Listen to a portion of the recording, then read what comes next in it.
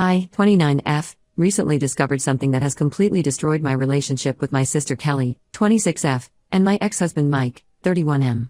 This is a complicated and painful story, but I need to share it. I enlisted in the military right after our parents died, when I was 19. It wasn't my dream career, but it was the only way I could support myself and my teenage sister.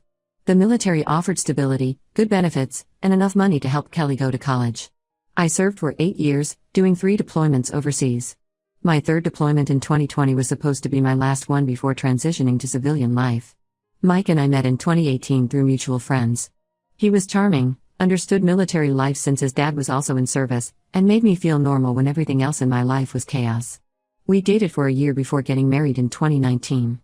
Kelly was my maid of honor at the wedding. She cried during her speech, talking about how I was both her sister and mother, and how happy she was that I had found someone who loved me as much as she did. The first year of marriage was great. Mike was supportive of my career, and he got along amazingly well with Kelly. They would hang out sometimes when I was busy with work, which made me happy because family was everything to me. When my deployment orders came in 2020, Mike assured me we would be fine. We had survived my previous deployments, and this one was only for 6 months. The first few months of deployment were normal. Mike and I video called when possible, though the time difference and my irregular schedule made it difficult. He would tell me about his work as a software developer, and I would share what little I could about my days. He mentioned hanging out with Kelly occasionally, which I appreciated. I was glad they were keeping each other company. Around month 4, things started changing. Mike's calls became less frequent. When we did talk, he seemed distant. I figured it was just deployment stress. I had seen it happen to other military couples. When I finally came home in late 2020, Mike was different. He wouldn't look me in the eye. 2 weeks after my return, he asked for a divorce. He said he had fallen out of love, that the distance had changed things. I was heartbroken but agreed, thinking it was just another military marriage casualty. The divorce was finalized in early 2021.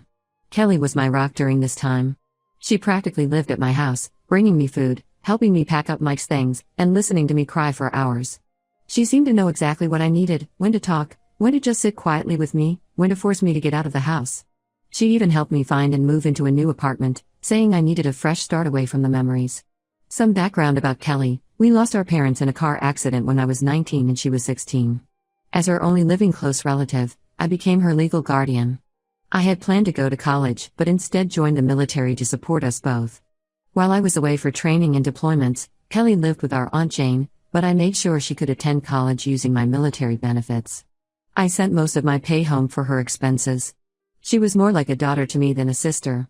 I sacrificed everything to give her a good life, and I never regretted it because I loved her so much.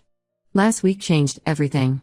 I was at my usual coffee shop when I ran into Mike's best friend Tom. We were catching up, and he casually asked how I was handling Kelly and Mike's relationship during my deployment. My heart stopped. I asked him what he meant, and his face went pale as he realized I had no idea what he was talking about. According to Tom, Kelly and Mike started seeing each other just 2 months into my deployment. They weren't even subtle about it. Kelly would stay at our house multiple times a week. They would go on dates around town, hold hands in public, act like a couple. Tom assumed I knew because Kelly was my sister, and he thought we must have discussed it. He looked horrified when he realized he had just exposed their secret. I called Kelly immediately. She tried to deny it at first, but when I mentioned Tom, she broke down. Through tears, she admitted that she and Mike had developed feelings for each other while I was away. She claimed they tried to fight it but couldn't help themselves. According to her, they ended things before I came home because they felt guilty, and that's why Mike asked for the divorce. I felt like I was going to be sick. Every memory of the past year suddenly took on a new meaning. All those times Kelly came over after my divorce, holding me while I cried about Mike, helping me pack up our house. She knew she was partly responsible for destroying my marriage. She had watched me fall apart while keeping this secret. When I called Mike, he confirmed everything. He said he developed real feelings for Kelly but knew it was wrong. He claimed they mutually decided to end things because they couldn't bear to hurt me like that. But they already had.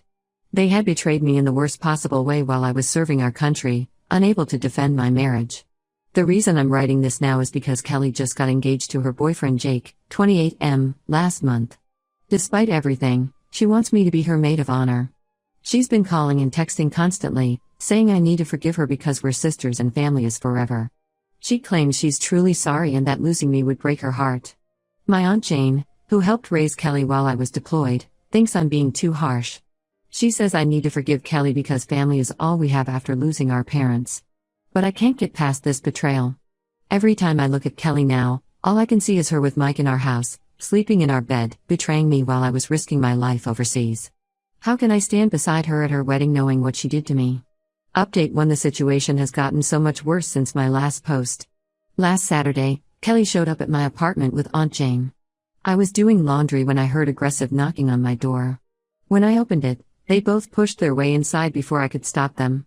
Kelly was already crying, and Aunt Jane had that stern look she used to give us when we misbehaved as kids. Kelly immediately started begging me to reconsider being her maid of honor. She went on about how she'd already bought my dress, how she planned everything around me being there, how her wedding wouldn't be the same without her big sister by her side. The whole time she was talking, she kept trying to hug me or hold my hands, but I kept backing away. Then she played her trump card. She brought up the night our parents died, how I was the one who held her while she cried, how I promised to always be there for her. She talked about how I worked extra shifts at the base to send her money for college, how I skipped my leave to cover her emergency appendix surgery bills. She was using every sacrifice I ever made for her as emotional ammunition, trying to guilt me into forgiving her. I was about to throw them both out when my phone buzzed. It was an email from Amy, Tom's wife. She had seen my Reddit post and recognized our situation. What she sent me made my hands shake. There were dozens of photos of Mike and Kelly together, taken over several months after my divorce. Photos of them at restaurants, walking in the park, outside movie theaters. They were clearly on dates, holding hands, kissing, acting like a couple in love. The timestamps on the photos matched exactly with days Kelly was supposedly helping me recover. One photo was taken the same evening she had come over to help me pack up my wedding album, telling me I deserved better than Mike while she held me as I cried. Another was from the morning she had canceled our breakfast plans, claiming she had a migraine. In the photo, she and Mike were having brunch at our favorite cafe. I showed the photos to Kelly and Aunt Jane right there. Kelly's face went white. Aunt Jane tried to grab my phone, but I pulled it away. That's when Kelly's whole story changed. Suddenly, she wasn't sorry anymore. Instead, she admitted that she and Mike had never really ended things when I came back from deployment. They had kept seeing each other in secret, planning to wait until enough time had passed to tell me they were in love. According to Kelly, they thought I would eventually accept their relationship. They had this whole fantasy planned out where they would tell me together, and I would be happy for them because I loved them both so much. She actually seemed to believe I would have blessed their relationship if they had just waited long enough. The only reason they never went public was because Mike met someone else, a woman at his gym. He broke things off with Kelly suddenly, telling her he had real feelings for this new woman. Kelly was devastated but couldn't tell anyone because our whole family still thought she was just my supportive baby sister. Then Kelly tried to justify everything with the most twisted logic I've ever heard. She said she had always idolized me, that I was more like a mother than a sister. She claimed that being with Mike made her feel closer to me while I was deployed. That sleeping in my bed, wearing my clothes, using my things, it was all because she missed me so much. She said Mike reminded her of me, and that's why she fell for him. I felt physically sick listening to her try to rationalize her betrayal. She was basically saying she screwed my husband because she loved me too much. The mental gymnastics she was doing to make herself the victim were incredible. Aunt Jane just stood there the whole time, nodding along with Kelly's excuses. When I started yelling at Kelly, Aunt Jane tried to calm me down by bringing up Kelly's abandonment issues from our parents' death. She suggested that Kelly's fear of losing people made her act irrationally, as if that somehow excused sleeping with my husband. I completely lost it then. I reminded Aunt Jane how I gave up my entire future for Kelly. I could have gone to college, had a normal career, maybe even started my own family. Instead, I joined the military at 19 because it was the only way to support Kelly. I spent 8 years serving my country, missing holidays and birthdays, risking my life, also Kelly could have a good life. And this was how she repaid me. Aunt Jane had the nerve to say that my military service was my choice, that I couldn't hold it over Kelly's head forever. She said I was being cruel by refusing to move past this, that Kelly was still young and had made a mistake. A mistake. Like she had borrowed my car without asking instead of having an affair with my husband. Update 2: I discovered something that made this entire situation even more twisted. Jake, Kelly's fiancé, came to my apartment last night. He looked terrible, like he hadn't slept in days. He said he needed to talk to me about Kelly, and what he told me made my skin crawl. Jake found old messages on Kelly's phone last week when she asked him to check a recipe she had saved. While scrolling through her photos, he found screenshots of old conversations between her and Mike. The messages went back to my deployment days and continued well after my divorce. What he read made him physically sick. When Jake asked me for the full story, I told him everything. How Kelly and Mike had their affair while I was deployed, how they continued seeing each other after my divorce, and how Kelly only stopped because Mike dumped her for someone else. Jake sat there getting paler with each detail because Kelly had told him a completely different version. According to Kelly's story to Jake, Mike had aggressively pursued her during my deployment. She claimed she repeatedly rejected him out of loyalty to me, but he wouldn't stop. She told Jake that Mike had tried to kiss her once, but she pushed him away and threatened to tell me. She made herself sound like the loyal, protective sister who would never betray me.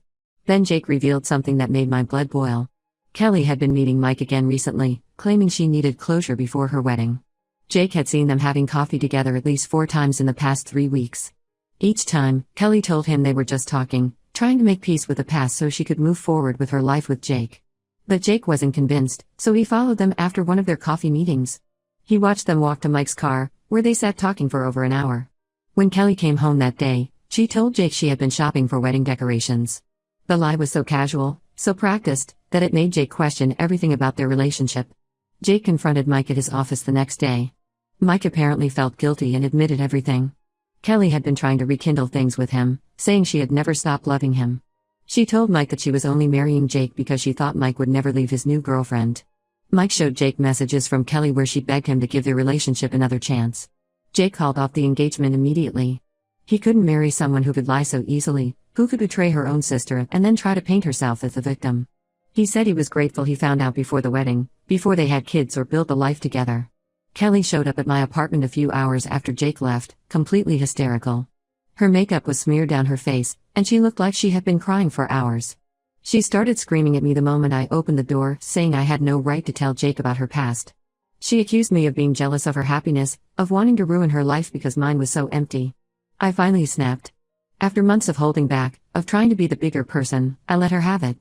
I told her she was pathetic, manipulating everyone around her to get what she wanted. I told her she deserved to lose Jake just like I lost Mike, that maybe now she would understand a fraction of the pain she caused me. Kelly tried to slap me, but I caught her wrist. The look in her eyes scared me, it was pure hatred. She spat out that I was a terrible sister, that I had always tried to control her life, that I brought this on myself by being away so much. She said Mike never would have looked at her if I had been a better wife. I told her to get out and never contact me again. As she was leaving, she turned and said something that showed me who she really was. She said at least Mike had wanted her, had chosen her, while I was just the sad military wife he settled for. She said she was glad they had their affair, that she would do it all again, and that I deserved every bit of pain I got. I slammed the door in her face and slid down to the floor, shaking. I could hear her screaming and crying in the hallway, but I didn't care anymore. The sister I loved, the one I raised and protected and sacrificed everything for, was gone. Maybe she never really existed at all. Update 3: A lot has changed in the past 3 months. After everything that happened with Kelly and Jake, I realized I needed a complete fresh start. I accepted a job offer in a different city, sold most of my furniture, and moved away without telling anyone except Tom and Amy. They helped me pack and kept my move secret from Kelly and Aunt Jane. The new city has been good for me. I'm working as a civilian contractor, using my military experience in a way that feels meaningful. I've made a few friends at work, and for the first time in years, I feel like I can breathe without the weight of family drama crushing me. Tom and Amy are the only people from my old life that I still talk to. Tom feels guilty about exposing everything, but I've told him repeatedly that he did me a favor. Finding out the truth, as painful as it was, finally freed me from Kelly's manipulation. Amy has become a close friend, and we video chat every week. Through Tom, I heard that Kelly tried to win Jake back. She showed up at his workplace multiple times until security had to escort her out. She even tried to contact his parents to plead her case, but they blocked her number. Jake ended up taking a job in another state just to get away from her. Aunt Jane still tries to reach me through different numbers, leaving voicemails about how family should stick together. She mentions that Kelly is struggling, that she's in a dark place, that she needs her big sister. I delete the messages without listening to them fully. I raised Kelly, protected her, sacrificed everything for her, and she repaid me by destroying my marriage and then trying to blame me for her choices. Last week, Kelly somehow found out where I moved. She turned up at my old apartment building looking for me. When she couldn't find me, she left a letter with my former neighbor, Mrs. Chen. Mrs. Chen, who had seen the whole drama unfold, waited a few days before forwarding it to me. The letter is sitting on my kitchen counter now, unopened. Part of me wants to read it, to know what Kelly could possibly say to justify everything she did. But a bigger part of me knows that opening that letter would be like reopening a wound that's finally starting to heal. Kelly had countless chances to be honest, to show real remorse, to take responsibility for her actions. Instead, she chose to lie, manipulate, and blame me every step of the way. Mike tried to contact me too. He sent an email saying he was sorry for everything, that he regretted hurting me, that he wished things had happened differently. I deleted it immediately. His regret means nothing to me now. He and Kelly deserved each other, both of them selfish, both of them liars, both of them willing to betray the people who love them most. Sometimes I think about the girl Kelly used to be, or at least the girl I thought she was. The little sister who would crawl into my bed during thunderstorms, who cried when I left for basic training, who seemed so proud of her big sister serving in the military. I wonder if that girl ever really existed, or if Kelly was always capable of this level of betrayal and I just couldn't see it. I'm done with that chapter of my life. I've learned that family isn't about blood, it's about loyalty, respect, and trust. Kelly might be my sister by birth, but she stopped being my family the moment she chose to betray me. I don't hate her anymore. I feel nothing for her. And that's probably the best outcome I could have hoped for.